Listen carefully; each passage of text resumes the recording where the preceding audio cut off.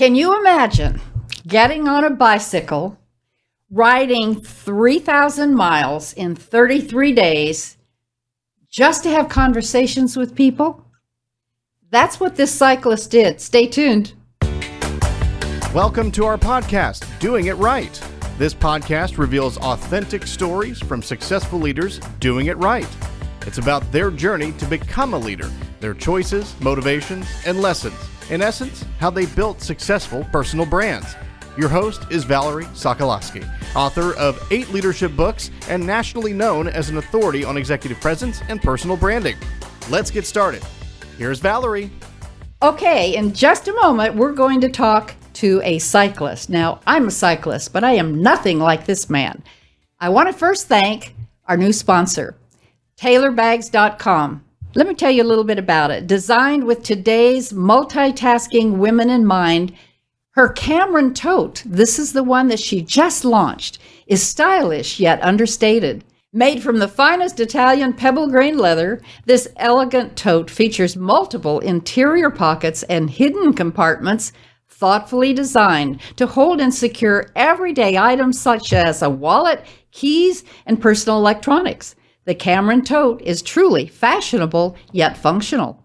All right, I want to introduce my guest today, Neil Tomba, who happens to be a pastor, happens to have written this book, which we will talk about, that covers this incredible journey. It's called The Listening Road. Neil, welcome. I couldn't wait to have you today and hear about all the pain that I read about in your book. Valerie, thanks. I love being here, and I actually love talking about this trip and to get to show off one of my little toys, my bike. Well, let's just do that right now because we're going to talk about the entire trip, and it was on this bike. So okay. Hold it up. We want to see it. Okay, Valerie, a couple things about this bike. Sure. You know, if you talk to any cyclist, they will tell you, I got a great deal on my bike. So we got a great deal on this. My cycling team got this. It's actually a special made bike, the colors and everything for our cycling team. And Valerie, on the front of that book there, You'll see that's a picture of me. And you know what that is? That's a mammal. Do you know what a mammal is? Well, I thought I did, but tell me. A middle-aged man in Lycra.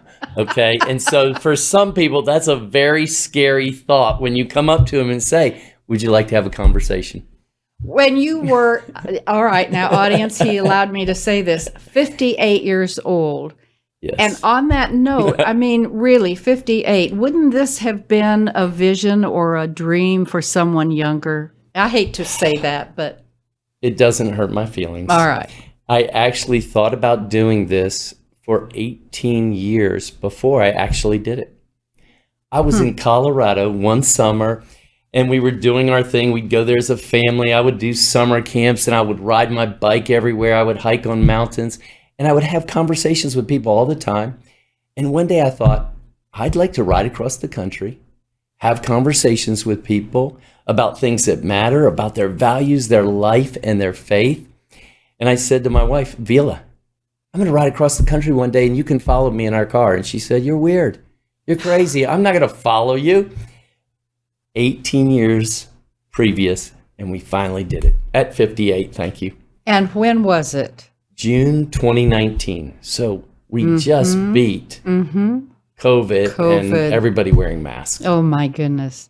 All right, tell us about this fabulous bike, and then I want to get into the ride. Okay, this bike is made of carbon fiber, and everybody wants to ask me about the seat because it looks very uncomfortable. It's a little counterintuitive that actually a seat like that, if you're going to ride for a really long time, is actually more comfortable. You have more control, more power, all those things. Hard to believe, and there was still times I was uncomfortable. And the funny thing about this is our bike team, there's about 20 guys. And when we were buying these bikes, it was like listening to a bunch of little boys talk about, hey, are we going to get wheels with disc brakes? Or are we going to get wheels with a different kind of brakes? And what kind of components? And you know what's amazing, Valerie? All of us have things in our life that we can talk about, because we've spent so much time with them, so much time valuing them. And so when people say, how do you go out and have conversations with people? I say, you do it all the time. You talk about things that really matter to you. Like right now, everybody talks about football, right? Right. This is a season. Well, I have to ask you about that because, Neil, what I find in my executive coaching field is that sometimes I'm coaching people who are more introverted, and that's the last thing that they really want to do out, socially. Yes. So tell me how you got into these conversations, and how did you just stop along the road choosing people to talk to? So sometimes you do have to take a little risk, take a little jump, and I like to say even act on the impulse. Okay.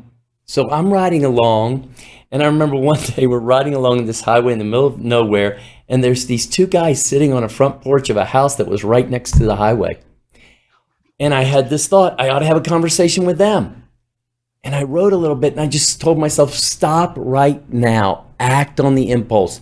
And we turned around and went and had the conversation. And what was it? And it was with these two guys, and this was an interesting one. We asked them, what are you thinking about the world? And both of them were veterans of Vietnam. I bet they had good conversation. And they had some stories to tell.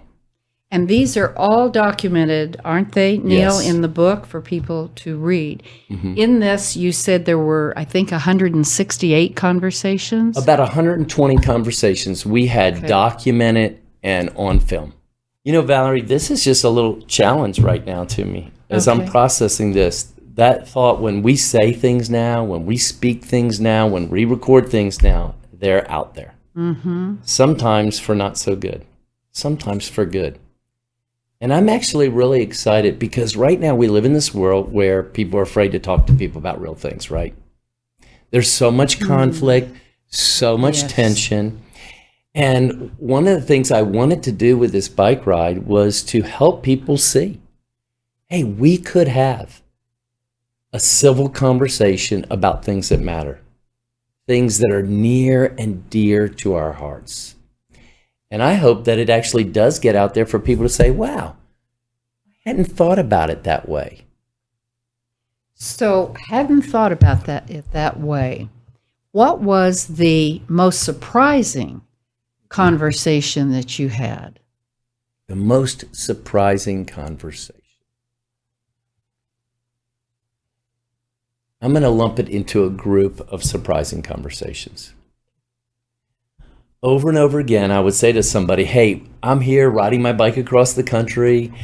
We are here to be kind, curious, and respectful. Would love to hear your story. We want to talk about things that matter, from what you love about where you're living to your faith. And often people would say, I don't have time. Really? And then we would start talking. And they'd take time. I can't tell you how many times, not only would they take time, they would say this, do you have time for one more conversation? Oh, isn't that interesting? So I want to tell you about Jeffrey. Okay. He is a Native American Laguna tribe. We're out in the middle of nowhere. We took a wrong turn that day when we were just passing where he lived. We took wrong turns almost every day. That was a little We do that in life too, Neil. That's a good point. So we take a wrong turn and we pass Jeffrey's house. It's in New Mexico. There's just a few adobe houses. There's not a lot of people around. And I see him bending over, working on his car. And I say, hello, my name's Neil. Want to have a conversation? He says, I don't have time. I'm working on my car. Kind of like, can't you see this? I asked Jeffrey, I said, Jeffrey, I see you have a shade tree over there. There ain't many trees around here. Can we stop, fill up our water bottles, and have a snack? No problem. Go ahead. My friend who was riding the whole way with me, Wes, says, did Jeffrey say no to a conversation? I said, he said no, but I don't think that's the end of this conversation. Next thing, Jeffrey comes walking over. He's holding his cell phone, and he's showing me this cell phone. And he starts pointing at his cell phone saying, there used to be a train station right here, which was about 20 yards from where we were standing. My grandfather had a hotel right here. and he's telling me all about his family and his history. We're going through this. I start asking him questions about his faith, his Laguna faith. At the end of the time, Jeffrey brings out a piece of pottery. And I said, "What is this for?" He says, "Because you listened to my story." Isn't that interesting? And he's the one that started by saying, "I don't have time."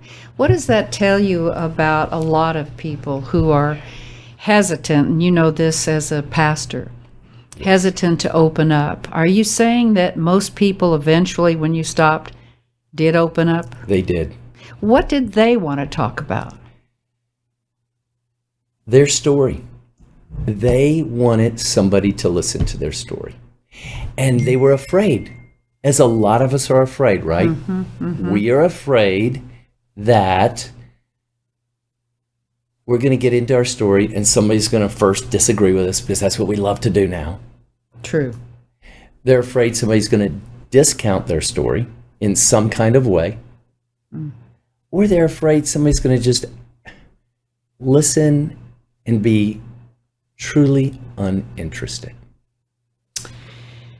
Well, you're hitting a chord, I think, with me, Neil, because as I think about in executive coaching, for the first conversation, I can just kind of make an alignment there with what you're saying, in that it takes a little bit of time to open up. But what about when we, who are asking the questions or are wanting to be have a conversation, when we just listen? You've said that a lot in your book. You just listened. I didn't set out to write a book entitled The Listening Road. On my bike, there's a little sticker on it that says Conversations Coast to Coast. And that's how we talked about it. And at the end, after we had written the whole book and said, what ultimately came out of this? We said, The Listening Road. There you go. That's a great title. Yeah. So let's talk about, first of all, how you trained. Your daughter trained you. That's right. My daughter, every week, she would give me a little training plan with a computer program called Training Peaks. Every week, she would set in some metrics about how hard she wanted me to work, how much power. Each ride had a purpose. Isn't this fascinating? Every ride that I took during the week, because I didn't have forever to train, I have a job. Every ride had a specific purpose in terms of helping me get in shape for this. And we spent probably about a year doing that training. together. Now, when we talked, this is fascinating that you took a year to train, and yet, before you ever started, from Santa Monica to Annapolis Pier, Yes. right? That was a full ride in 33 days. 2 days to rest. That's it. 2 days to rest. 2 days. That was fascinating. So before you started, though, you shared with me what happened 3 days before. Tell us about that. And you know what I didn't tell you? I didn't listen to my coach. There's a message there, audience. I Listen to your told coach. my daughter, hey, I'm going to go ride this group ride on a Monday night. And she knows it's about 40 people, and they're going out there and hammering, as we say. Yes. It's going hard. And she goes, really, you going to do that? Do you need to do that? Maybe you could just go ride by yourself. And I said, I'm not going to go that hard. Well, I was riding in the top 10 of the group, came down a hill, my chain popped off. I was going about 25 miles an hour, and when I pushed down hard, the back wheel slipped, and next thing you know, it was just skin on asphalt. And the asphalt doesn't give, the skin does. Yuck. And you were really injured, weren't you? I was really injured. I spent the next 3 nights on the floor in our upstairs room, at times screaming. It was like my skin had been burned. I called my wife. I said, Vila, will you go to the store right now and get as much gauze as you can and bandages? And after somebody fixed my bike for me, I rode home, blood seeping through everywhere, got in the shower, put a washcloth in my mouth and bit down on it and just started scrubbing. Oh, Neil, why didn't you go to a doctor right away? That's a good question people have asked me. If you ever come to my church, you might hear me claiming to be a self-proclaimed physician at times, and I just thought, I can take care of it myself. Oh my gosh.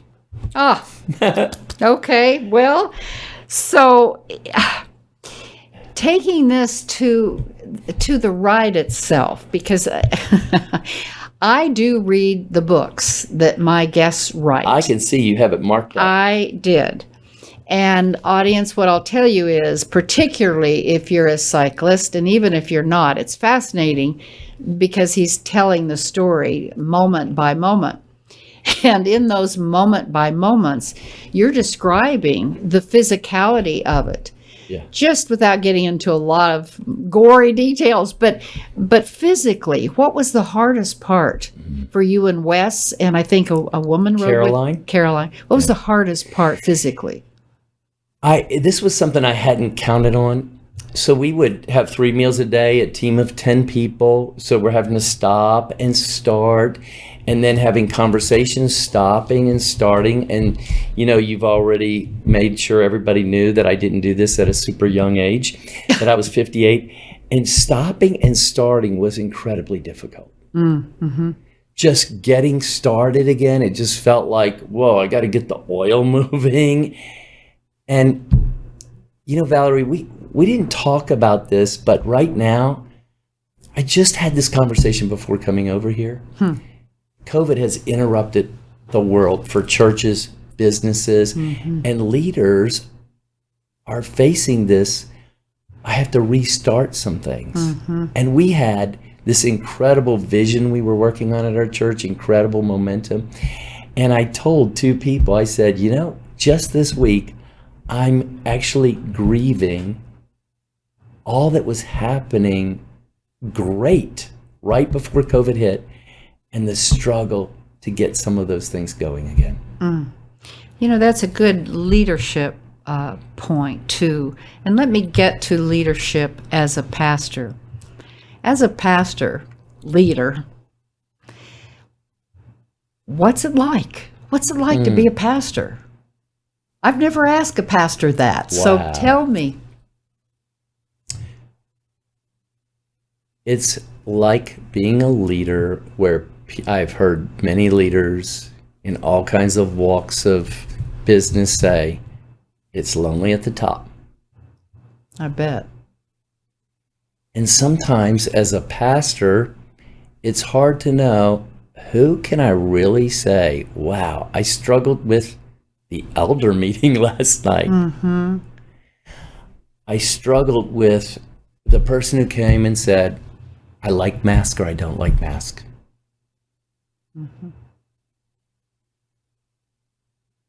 And what do I say? Exactly. Yeah.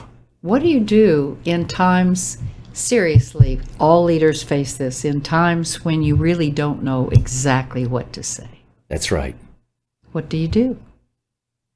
Valerie, I will tell you this, not this June, but last June, I was depressed in a way I was never depressed before. Really? It was on the heels of political unrest, racial unrest, and COVID. And as I went off to Colorado for about 3 weeks, and I slept 12 hours a day every day. When I finally got out of that, here was the thing that I believe was the key element in me creating my own depression. I was trying to do it exactly right. I was trying to come up with the perfect solution about how to wear mask or not wear mask. I was trying to come up with the perfect solution about how to talk about the political or racial unrest. And there's no exact right way to do that. Because if you're on this side will say you're wrong. Yes. If you're on this side is going to say you're wrong. It's really hard to get in the middle. It is. And the other thing that I'm finding hard, I'd love you to talk about, is we have to be, well, I say we, I don't know about it being a pastor, but most people have to be so careful of what we say, getting things taken out of perspective. Social media and all the dissing that can go on. That's right. One word can just throw the social media over to this side of the dial.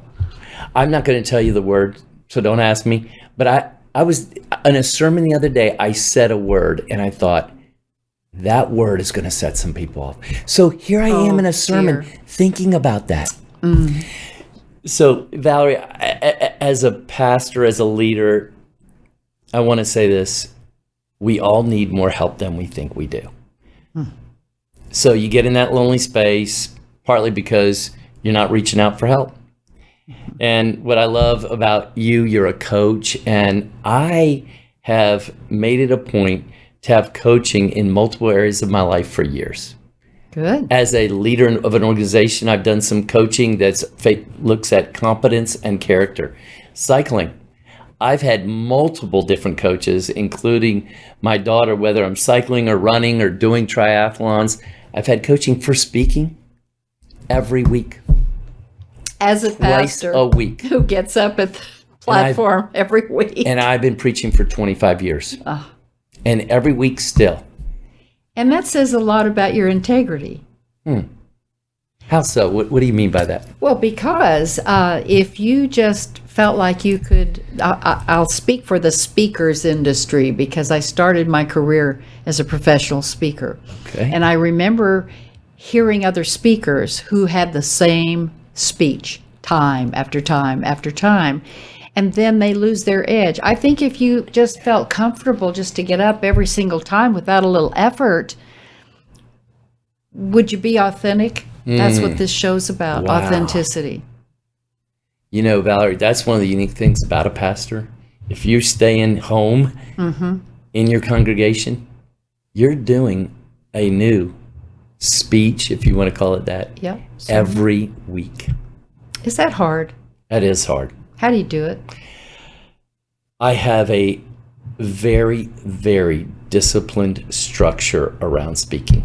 There's lots of things in my life, people look at me and say, man, that guy's all over the place. But when it comes to speaking, knowing I don't want to waste people's time, and I really do believe Jesus has something unique to say, it scares me to death to bore people with the Bible. I have a very disciplined structure around preparing to speak. And then I have this little prayer. God, give me something to say that will matter to your people. That's awesome. Very simple. Yeah. You had thank you for that. You had some great lessons learned, teachable points of view. I'll just mention a couple of them, Neil, that you might want to expand on. One of them was, keep going this was in the book, keep going 5 more minutes, then 1 more minute, another. The hill will eventually level out. Yeah, let me tell you the story that day. We were going through Virginia this day, and at 1 o'clock, we stopped for lunch, and we had only gone 30 miles. And you had to go 100 every day. 100 that day. Okay. And my goal was to do 50 before lunch every day. We're at 30 miles at 1. It took forever to get lunch. It was a terrible lunch, and my stomach felt awful after that lunch. So now at 2 o'clock, we're taking off with 70 miles to go, and I'm sick. Ooh. And it was one of the few times I wondered, is my body going to just stop here? I never got up in the morning and thought, I can't do this today. But that moment, I thought, I may be too sick. So I said to myself and to our team, I said, I'm going to go 5 more miles and tell me when 5 miles is up. We did 5 miles. I said, okay, tell me when the next 5 miles is up. And I did that until we reached 101 miles, because we went 101 miles that day. Wow, there's a lot about that. There's a lot about that, Neil, not only physically or if you're exercising or doing things like that, but just when we are in our everyday lives trying to accomplish something and it seems like it's just not going to happen, or you don't see the results. I'll take it there. There are many times, Yes. Neil, I don't see the results. And my thought is, as long as I'm doing it right, for the right reasons, for the right people. I'm just going to keep plunging on.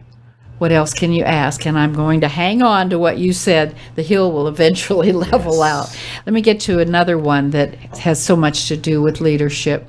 Embrace your intuition gift as a leader. You may need to act on impulse sometimes. So Valerie, we know we have these different tests that talks about our gifts and stuff. And sometimes we talk about people who operate on facts and data. We call it sensing, if you're familiar with Myers-Briggs test.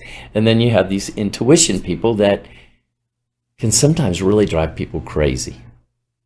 And I am on the intuition side. And it's So am I. Okay, so I live in a culture where most of the people I deal with are the facts people. And even our kind of church and our tradition is give us the facts from the Bible and give us the facts of what the next step is, and we'll go. Well, it's tough when I get up and say, I'm not sure exactly, Yeah. but I have this sense this is where we should go. And don't you think that sense is sort of given to us? Yes. If we pay attention to it, it's called go with your gut sometimes. In Go with your reality, gut, right? yes.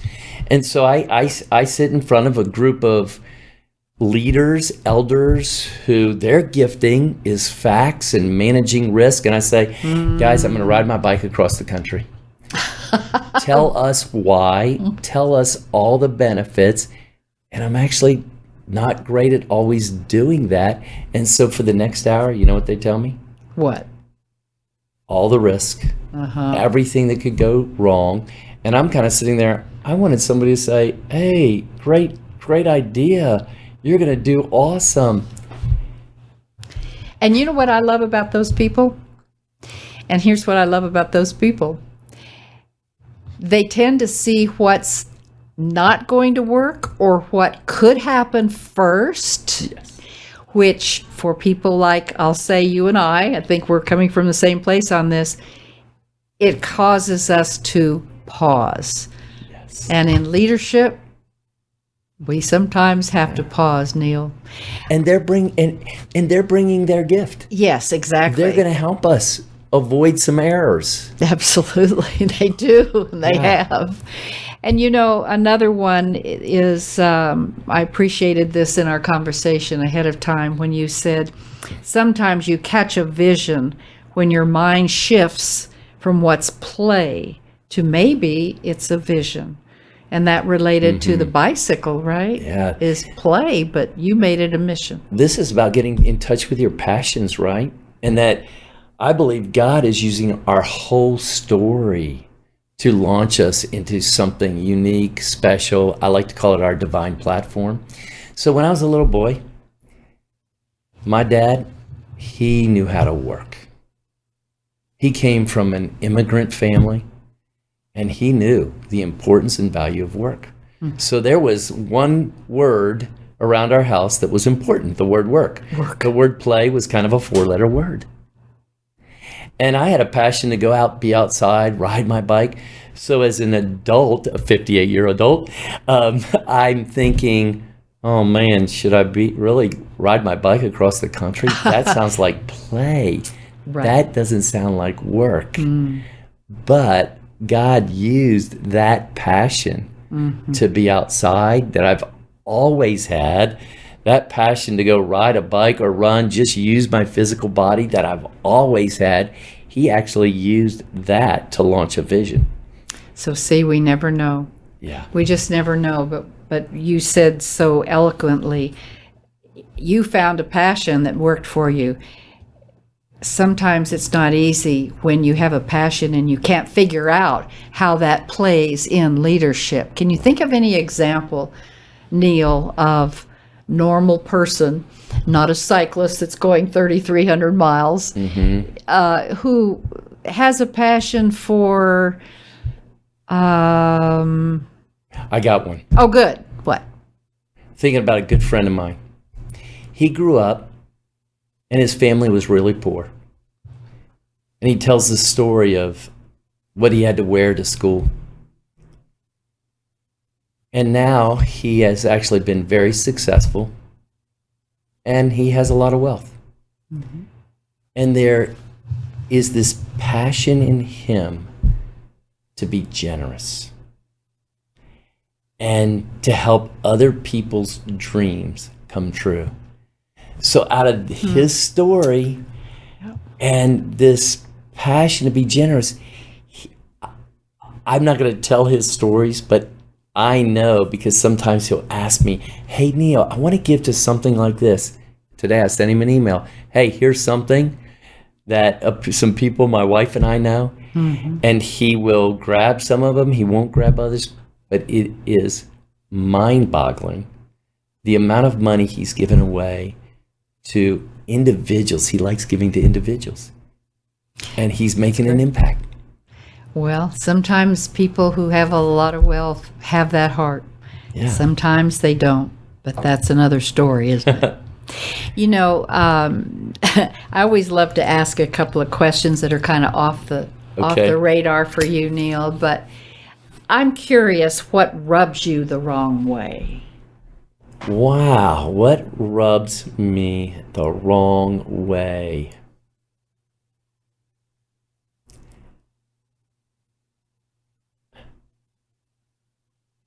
Well, I'll go back to what we were talking about earlier. When somebody has a dream and immediately we talk about what's wrong, or when there's a little pushback, and this is just a little something right now, when there's a little pushback to that dream or vision or that really hard thing, and we will take one little bit of evidence, one negative comment, and people will say, well, Neil, I heard a lot of people saying they don't like that we're doing this. And you know what I'll ask them? What? Tell me, how many is a lot of people? That's a really great comeback. Are we saying 3 people? There's 1,000 people we're talking about. Are we talking about 3? Can you tell me I'm getting kind of heated up here?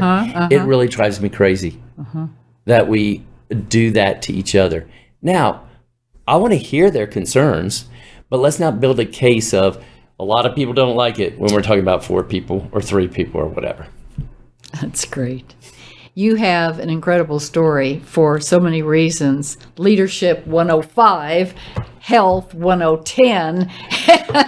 But I do recommend, how can people get this book? So you can go on Amazon and you can get that book at the Listening Road. If you want to get one from Dallas in a local bookstore and support a local bookstore, there's a bookstore called Logos. Yes. It's in Snyder Plaza, and you can get it there. That's great. That's great. Neil, I want to thank you for being on the show. One final thought comes to my mind, and I do want you to show that book for a moment too. But before you do, what is your next big deal you're going to do? Okay, Valerie, my next big deal. People have been asking me this. And I said, I want to get this docuseries out. I want to just keep talking to people. I want to talk to people how they can actually have conversations about their faith, because that's what this was about. But I'm going to tell you, and this is the first time I've said it publicly, the same time I had this dream for this bike ride, I've had this dream about having a camper van. My kids, when they grew up, we had a custom van.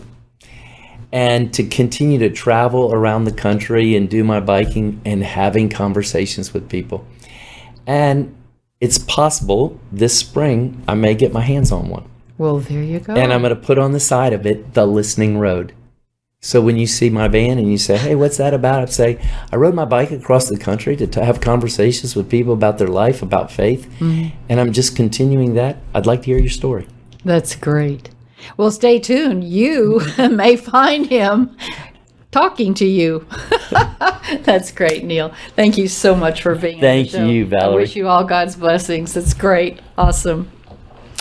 And before we go, I have a Valerieism for today, and it's this. If it were easy, everyone would be doing it. Isn't that true? I remember a young lady came to me some time ago, and she wanted to be a coach, an executive coach. And she said, well, what do you do? Just, I've got a lot of experience. I've worked in a company, and so I know I could be really good one. I've mentored people. And when I told her the process to be a certified ICF International Coach Federation certified coach, whether it's life coach, executive coach, whatever coach you want to be, there's a pretty stringent process to it. And when I told her that, her first question was, how long would it take? And when I told her that, she said, and how much does it cost?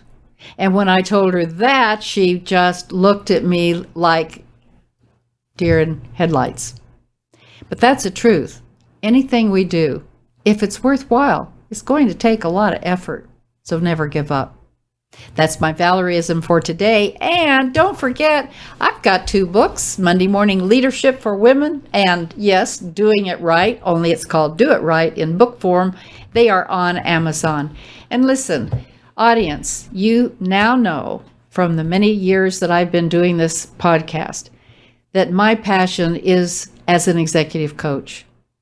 And when a CEO asked me, well, what do leaders want to be coached on? My answer was, whatever's on their mind. And that's the truth. Sometimes we just need an external perspective from someone that's got the scars, who's been through life, and might have a perspective to share. I would love to be your executive coach. Email me, Valerie at valerieandcompany.com. Bye for now. Thanks for listening. To receive Valerie's voice, free monthly leadership tips, and to learn more about her leadership programs and coaching, visit her website, valerieandcompany.com. Next week, we'll be here again to inspire, engage, and equip you with teachable points of view from successful leaders who have been doing it right. Until then, lead authentically.